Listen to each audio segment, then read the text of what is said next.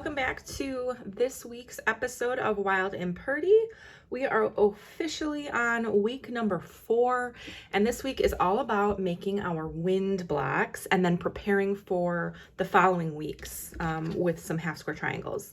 To get started, we are going to start with 2 7.5 inch squares from our fabric F that you've already cut, and we are going to subcut them once on the diagonal. I'm doing both of mine at the same time. If you prefer to do one at a time, you can do that too. It doesn't really matter, but basically we're going to need 4 triangles from that 7.5 inch square that is going to become the center of the 4 blocks that we are making this week.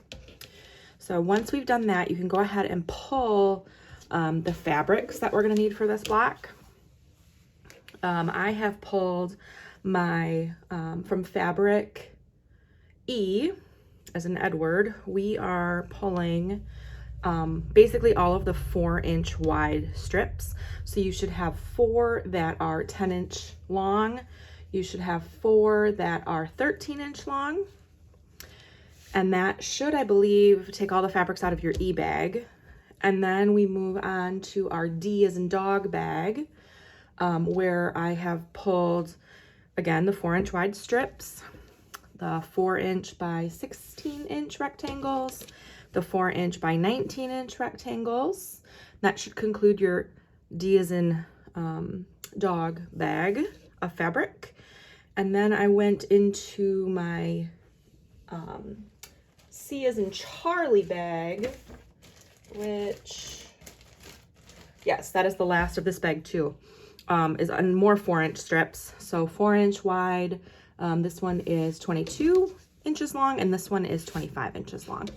So we're basically working with strips today in the first section of this video, basically doing a braid kind of arrangement by starting by adding one piece to one side, and then adding the next piece to the next side, and then we're kind of going back and forth, almost like a log cabin, but just doing, you know, 2 sides of the rectangle. So I like to start actually with my triangle to look like a right triangle that you would have seen in, you know, math class way back in the day, where the 90-degree angle is down at this corner and our hypotenuse is over here. So we're going to start with our fabric. Get this out of the way. Our fabric E as in Edward, and this is the 10-inch by 4-inch strip. We're going to sew it onto the bottom, and you're going to do this onto all 4 of your pieces. I'm just going to work with one example from here on out, but all 4 of these blocks are the same, so whatever I show, you're going to do a total of 4 times. So I'm going to move these out of my way. So begin here by sewing our 10-inch by 4-inch rectangle onto our center triangle. In front of me, I have sewn my fabric E 10-inch long rectangle onto my fabric F triangle.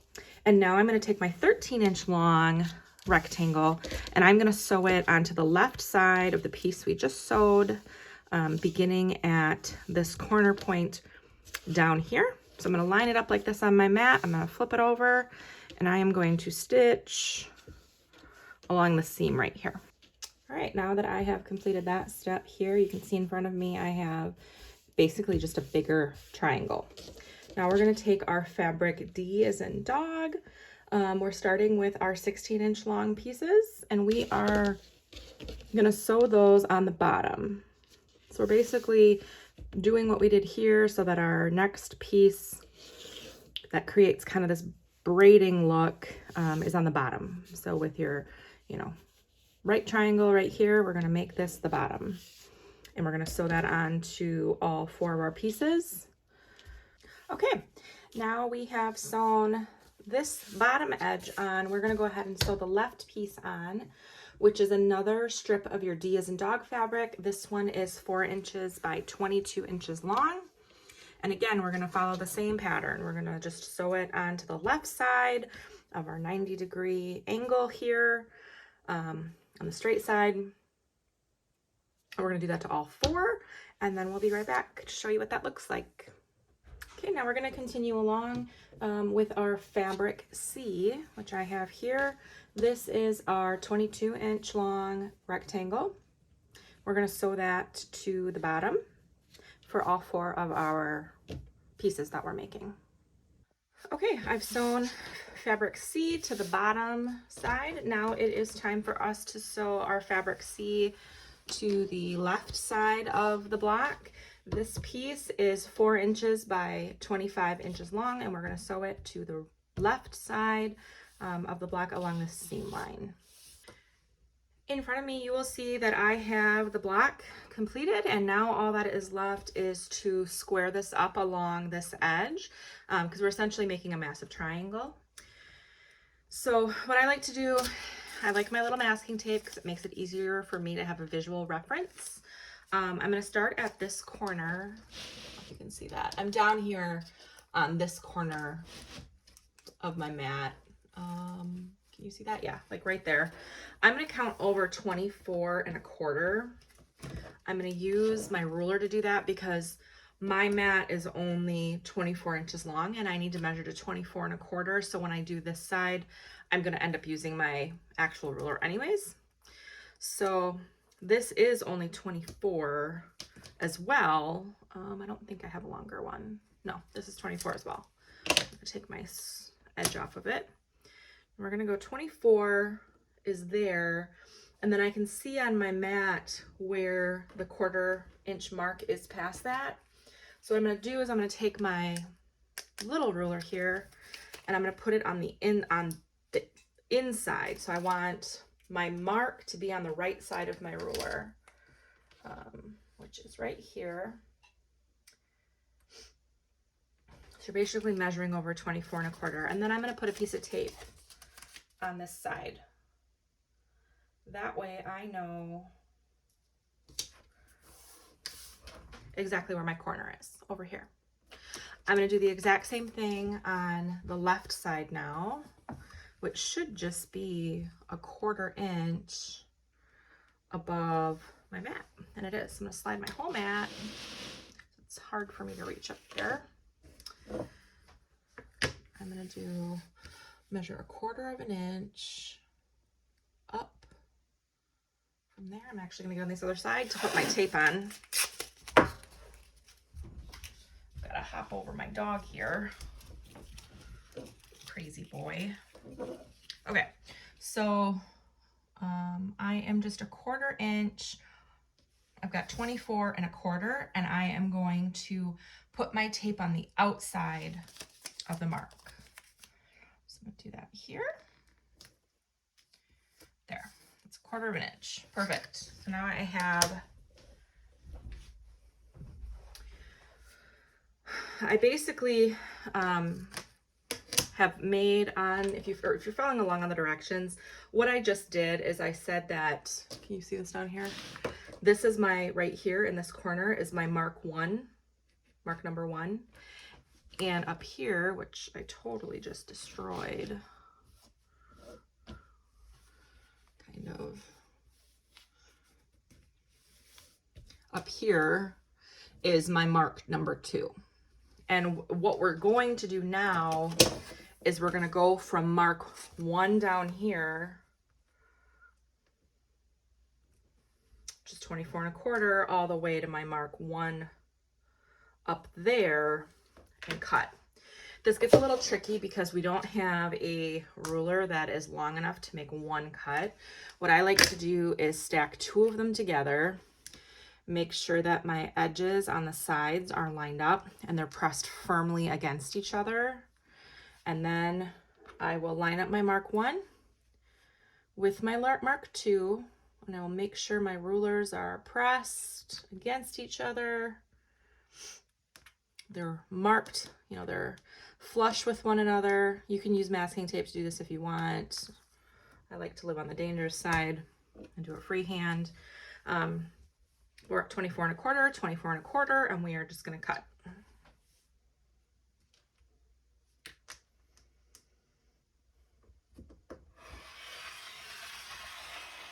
So I always cut pretty close to the end here, but not all the way. And then I put my finger Oopsies, I moved it.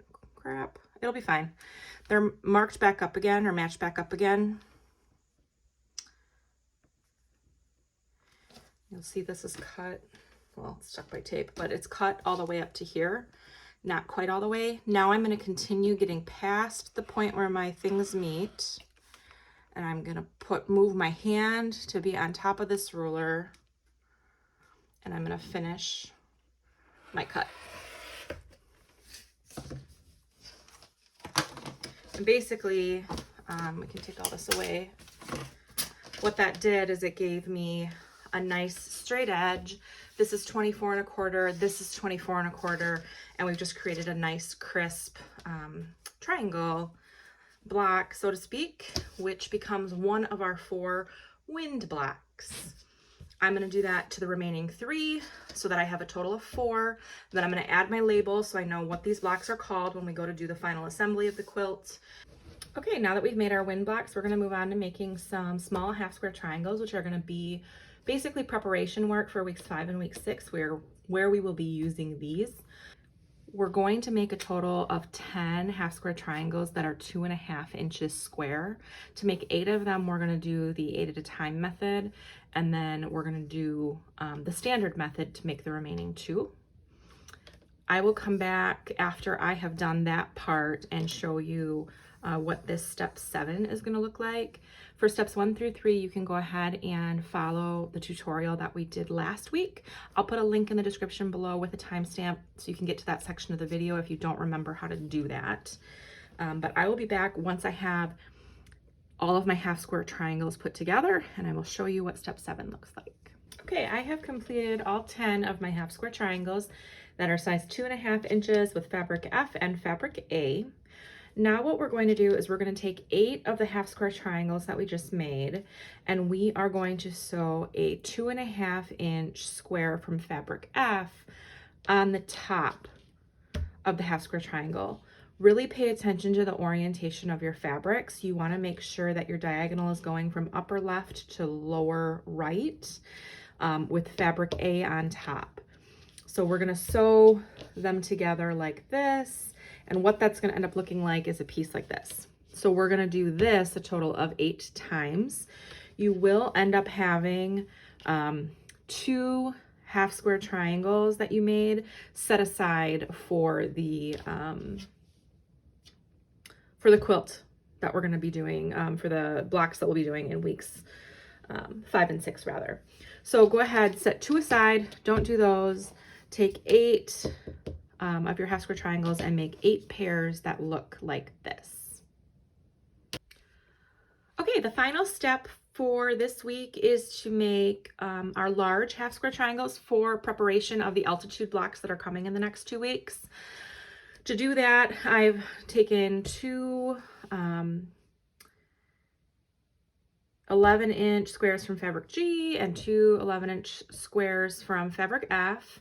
I have drawn my X's on the back of my fabric G, and I'm going to go to my sewing machine and go ahead and get these put together. I'll cut them apart and I will square them up to 4.5 inches square.